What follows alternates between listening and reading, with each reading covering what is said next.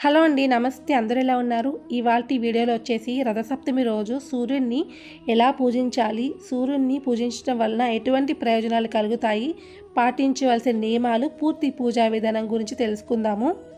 మాఘమాసంలో శుక్లపక్షంలో వచ్చే 7వ రోజు సప్తమి రోజున రథసప్తమిని జరుపుకుంటారు.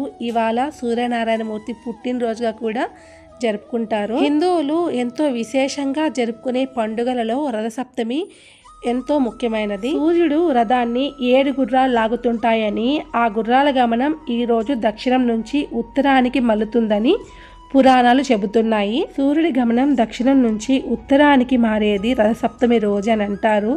రథసప్తమి రోజు నుంచి ఉత్తరాయణ పుణ్యకాలం ప్రారంభమవుతుంది. సూర్యుడు 7 గుర్రాలతో ఏకచక్ర రథంపై సంచరిస్తూ ఉంటాడు. 7 గుర్రాలని 7 కిరణాలుగా కూడా భావిస్తారు. జిల్లేడాకులు, రేగిపళ్ళు, చుక్కుడు కాయలు, చుక్కుడు ఆకులు ఇవన్నీ కూడా సూర్యుని శక్తిని నేరుగా గ్రహిస్తాయి కనుక ఆరోగ్యానికి కూడా చాలా మంచిది. అందుకని రథసప్తమి రోజు జిల్లేడాకుల్ని తలపైన ఉంచి, రేగిపళ్ళను కూడా ఉంచి ఇంటిల్లి పాది తలంటి స్నానం చేస్తారు. జిల్లేడాకులతో ఎంతో ఆరోగ్యానికి మేలు చేకూరుస్తుంది. ఇంటిల్లి పాది కూడా పిల్లలు, పెద్దలు అందరూ కూడా వచ్చే రథసప్తమి రోజున జిల్లేడాకులతో, రేగిపళ్ళతో కనుక స్నానం చేస్తే ఆరోగ్యానికి చాలా మంచిదండి. అలాగే చుక్కుడు కాయలతో రథాన్ని చేసి 7 చుక్కుడు కాయలతో రథాన్ని చేసి సూర్యనారాయణమూర్తి రథంగా భావించి అందులో సూర్యనారాయణమూర్తి రూపును కానీ విగ్రహాన్ని కానీ ఉంచి ఆరాధిస్తారు. సూర్యుడి నుంచి 7 కిరణాలు ఉద్భవిస్తాయి కనుక 7 కిరణాలకి ప్రతీకగా 7 చుక్కుడు కాయలతోనూ రథాన్ని చేస్తారు. 7 చుక్కుడు ఆకులలో నైవేద్యాన్ని స్వామికి సమర్పిస్తారు. ఇలా ఈ రోజు రథసప్తమి రోజు అన్నీ కూడా 7 సంఖ్య వచ్చే విధంగా స్వామికి సమర్పిస్తారు. ఇలా చేస్తే చాలా మంచిది. అలాగే చుక్కుడు కాయలతో రథాన్ని చేసి 7 చుక్కుడు కాయలతో అందులో స్వామి రూపును ఉంచి పూజిస్తారు. చుక్కుడుకాయల రథాన్ని సూర్యనారాయణమూర్తి రథంగా భావించి ఇవాళ పూజించుకుంటారు. రథసప్తమి రోజు వేకువజామున నిద్రలేచి జిల్లేడి ఆకులు, రేగిపళ్ళతోనూ తలంటి స్నానం చేసుకొని ఇంటిల్లి పాది కూడా తలంటి స్నానం చేసుకున్నాక యథావిధిగా ఇంట్లో నిత్య దీపారాధన చేసుకున్న తర్వాత సూర్యకిరణాలు పడే ప్రదేశంలో చక్కగా శుభ్రం చేసుకొని, తులసమ్మ ఉంటే తులసమ్మ ముందరైనా కూడా సూర్యకిరణాలు పడే ప్రదేశంలో చక్కగా శుభ్రం చేసుకొని రథం ముగ్గుని వేసి అందులో పీఠాన్ని ఏర్పాటు చేసుకొని పీట పైన మనం చుక్కుడుకాయలతో చేసిన రథాన్ని ఉంచి ఆ రథం లోపల రాగి నాణ్యాన్ని ఉంచి సూర్యనారాయణమూర్తిని పూజించుకోవాలి.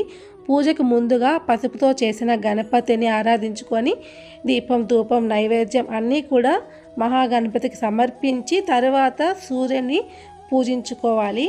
చక్కగా అలంకరించుకొని చుక్కుడుకాయ రథం లోపల స్వామిని ఆహ్వానించి ఆదిత్య హృదయం చదువుకోవాలి. అలాగే సూర్యనారాయణ స్వామి అష్టోత్తరం చదువుకోవచ్చు. మీకు ఇష్టమైన స్తోత్రాలు అన్నీ కూడా చదువుకోవచ్చు. ఏమైనా ప్రత్యక్ష భగవానుడైన సూర్యుని చూస్తూ చక్కగా పూజ చేసుకోవచ్చు. సూర్యునికి చుక్కుడు ఆకులలో పరమాన్నాన్ని సమర్పించాలి. స్వామికి చేసే పరమాన్నంలో డ్రై ఫ్రూట్స్ వేయకుండా చేయాలండి. స్వామికి డ్రై ఫ్రూట్స్ వేసి పరమాన్నాన్ని సమర్పించకూడదు.